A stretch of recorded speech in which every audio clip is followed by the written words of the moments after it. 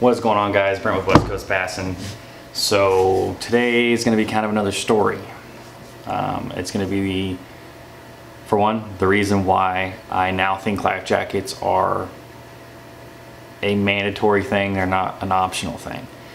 And I know a lot of guys out there that have had a similar story. I know a lot of guys that they never used to wear them, and now they wear them a lot because they've had some issues. So to kind of set the stage, it's mid-December on Lake Oroville. Usually there's nobody out there. Not a lot of people are out fishing at this time, and there sure as heck isn't going to be anybody out surfing. So we had it's a 97 Astro X2000. If any of you know what that is, it is a boat designed off of a hull similar to a Bullet. It's meant to go fast. It's not a play boat. To me, it's not a tournament rig. It was a great buy, so we bought it, and it was just one of those things that, it was kind of a dumb mistake, but we shortly got rid of it after this instance. So we had left Lime Saddle, and before we left Lime Saddle, I'd asked Paige to grab our life jackets, and I would throw on the kill switch and whatnot. Well, she was like, "Oh, we're not going that far. We don't need it." Okay, we've never had an issue before. We've done it before. No big deal. Except this time was different. So there's two S turns when you leave Lime Saddle. You kind of jog one way, and then there's one, and then there's a second one. Well, as we entered the first one, here's where the issue lies.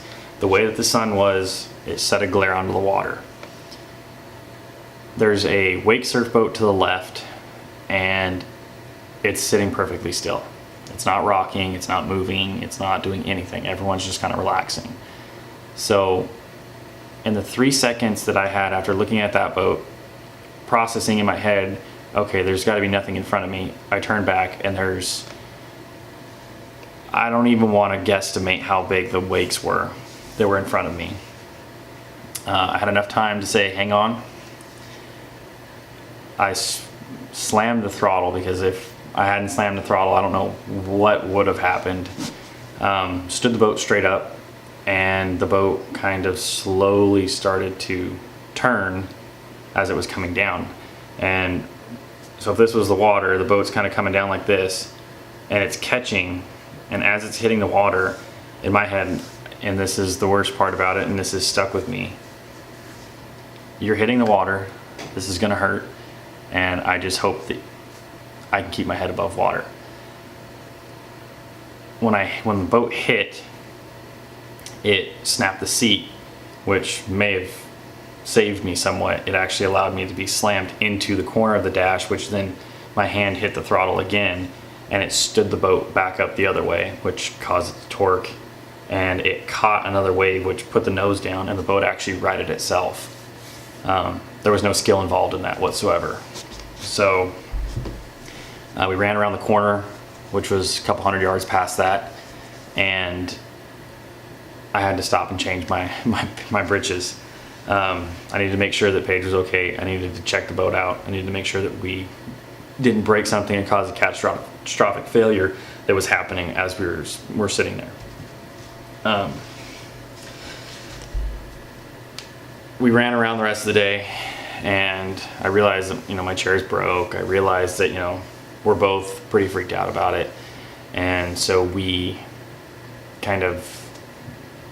she tried to be tough, and then both of us were kind of like, you know what, I don't want anything to do with it today, let's go home. And getting out of the water was probably the best thing for us. And I will be frank, I'm not afraid to tell anybody that I screwed up. It was not the glare, it was not the boat, it was not anyone's fault but mine. I should have taken the appropriate steps, and I should have slowed down when I saw the wake surf boat. I should have put my life jacket on. I should have put the kill switch on.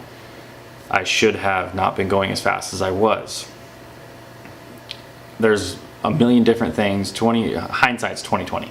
So I can say I should have done all this. I didn't. I'm still here.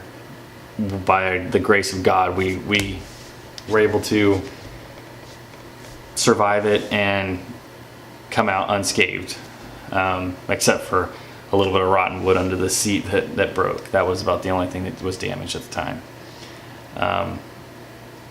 All I can say is wear your life jacket, wear your kill switch. There's a lot of different things. Even with this boat, there's a lot of quirks about boats that people don't understand. These boats go at such high rates of speed. A lot of people are freaked out by it. A lot of people don't understand. There's also a sense of me being around it as long as I have. It's now in the back of my head what went on. I'm a lot more cautious than I used to be. I'm also a lot more attentive. I used to just kind of be paying attention to the little things like that I like the roost. I used to be paying attention to the speed. I used to be paying attention, just making sure I wasn't going to run into anybody or run into anything. I wasn't paying attention to the way that the boat was moving. I wasn't paying attention to how a boat will actually start to react to a wake before you get to it. If you've ever been driving a boat at a high rate of speed, you'll actually feel the water change under the boat, and the boat will start to react a different way as you're coming into a wake. So if that's kind of a tip that I just picked up while driving boats my entire life. So it's the boat will actually, you'll feel the water will actually change under the boat, and you'll start to feel kind of a roll if you're coming at an angle with the wake. So that's kind of something that I look for now, and I try to pay attention to the smallest minute details.